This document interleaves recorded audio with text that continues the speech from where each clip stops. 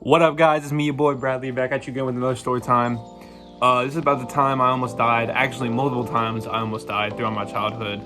We'll get right into it after we get fucking baked.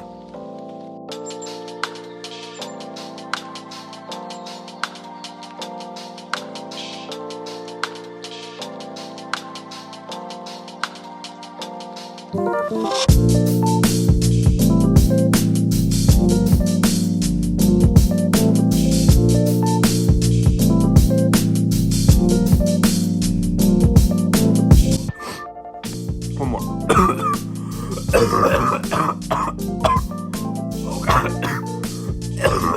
Sorry about that. I was coughing too much. Okay.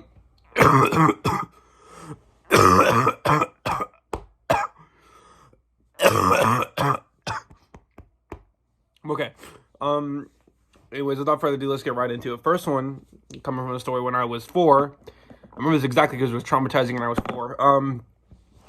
First of all, as a kid, and really even now, I love to swim. It's like my favorite pastime.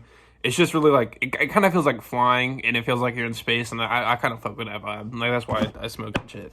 But I was at the pool with my dad, and I was like 4, so I didn't really know how to swim yet, so I had like floaties, but I wasn't wearing them. And honestly, like, this is my fault because I was not wearing floaties when I was standing by the edge of the pool, like the little arm floaties. And these two kids were having a water gun fight. And I was like, man, I wish I could swim so I could join you. And the kid who's standing right next to me goes, here, let me teach you, and pushes me in. Now, keep in mind, there's no lifeguard on duty at this pool that I'm going to because it's a neighborhood pool. The HOA didn't want to pay for a lifeguard. Fucking stupid. Liability issue, whatever. It felt like I was in there for like 30 minutes, but reality it was like probably 10 seconds. My dad came and pulled me out. Heroic. Thank you, Dad. Thank you for that one. You're a hero. National hero. All right, so for story number 2, this is the time I almost got hit by a drunk driver when I was 6. So this took place in a house. I remember all the layouts in my house perfectly. I could literally draw them on a piece of paper if anyone asked me to. I don't know why or how. I just remember them all. I guess like I'm really obsessed with layouts, I guess. I'm not sure. But anyways, sorry. Back to the point. My sister was outside with her friends. She was in high school at the time. I was in first grade. I'm really far gap from my siblings. So she pretty much looked after me my entire childhood. So I just kind of followed her around like a lost puppy. And she was outside talking with her friends. Her friends had pulled up outside. They were just kind of saying what's up. They were going to a party and everything. And all of a sudden, we hear like screeching down the street. And we don't really think anything of it because like shit happens. Like people stop or like they turn too quick and they screech. But this was like really loud. And not even like 30 seconds later, he comes busting up busting. He comes like zooming up the street. He turns so hard that his SUV tilts to one side. And I remember this very vividly because this was traumatizing. I'm standing there on the curb, like where the curb that's the SUV is leaning towards. I'm looking up and the SUV is leaning right towards me. It's just like, I don't know if I was scared or not because I was a little kid. I didn't really understand what was going on. But I just heard like screams behind me from my parents. I didn't know it was my parents at the time. I just heard screaming. And then I felt a tug and I got pulled away by my sister pulled me away. It was probably the most heroic moment she's ever done.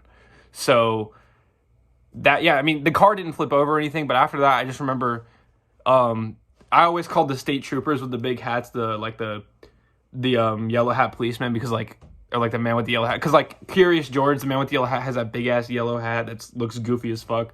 I always thought the state troopers looked exactly the same, just like not yellow.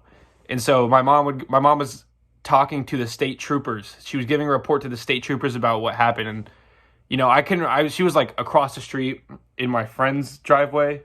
Because I don't know why. I just couldn't hear anything that was going on, but they came and took a statement after we called the cops, I guess. All right. This is the, final installment of this one of how I almost died. This one happened it was like, okay, so I was 16 when this happened, I was 15 when this happened. So this was 2 years ago.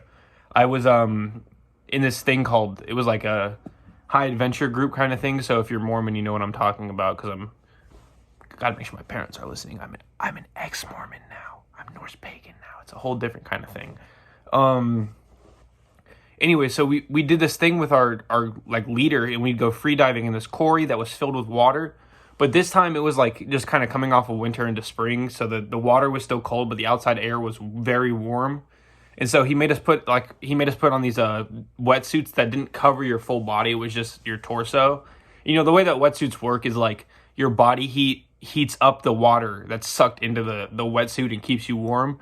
But if your body isn't warm, the wetsuit can't heat up like properly. So if you're freezing cold, your wetsuit's not gonna like heat up right. You know, we get all our gear out. We also had snorkels and like goggles and flippers, and he had these cool like motorized scooter things like for water that you press the lever on and it would bring you down. And like keep in mind we didn't have any scuba gear, and this thing I heard like 150 feet deep hole in the ground that they mined filled with water, and they just sunk a bunch of shit in it. Like there's a school bus down there, a boat, there's a shit ton of other shit, and they're like all marked with these floating markers. It's like a floating, or like there's like a metal platform that's held up with those floating markers. And then there were these really endangered fish that like recuperated themselves inside this quarry. Actually, you could just look it up. It's I'll put a link in the description about like a website to it, because it's really cool actually. Like they I guess I don't know if they saved it, but like they successfully made these two fish reproduce in the pond, and now there's a ton of them, and they were really endangered. And like no matter what, like if you swim down like 40 feet into the quarry, you can see the fish will be swimming down. You can see the top of their head, and they kind of look like they're like paddlefish. So they kind of have like a, I don't know if it's like a nose, but and then their head is kind of like flat. Their whole body's really flat. They look hella weird. So I got off topic again. Back to the topic. It was super cold this day, like in the water, and so I had gotten in, and I was doing just fine at first. Me and my friend we were diving down, like warming up our diving, like our breaths and shit, our breathing and shit. And him and I get down to about 30 feet, and I come back up, and I'm just struck immediately with this sense of like insane cold. It was like probably the worst cold I felt in my entire life.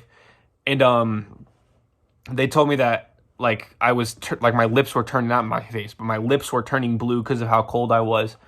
And I got out, and that was a really dangerous situation I was put in. And I don't blame them, because everyone else did it and they were fine. But like I don't blame them at all. But I just felt like, you know, I probably should have known my limits before I went in the water in the freezing cold. But I don't know. It was like my second or third time doing it, so I didn't know how cold it would be. And I'm glad, like, I wasn't going to get out because I didn't want to look like a pussy in front of everyone, but I was told that, like, I need to get out before I fucking freeze to death in the water. All right, well, anyways, they didn't actually say that, like, they didn't say I was going to freeze to death in the water. They just said I need to get out because I look like I'm freezing cold. I kind of exaggerated that a little bit. I'm sorry, but that's actually going to be all for this video. I hope you guys enjoy. I'll leave a link in the description for that Quarry thing. All my socials are in the description, so my Instagram and my TikTok.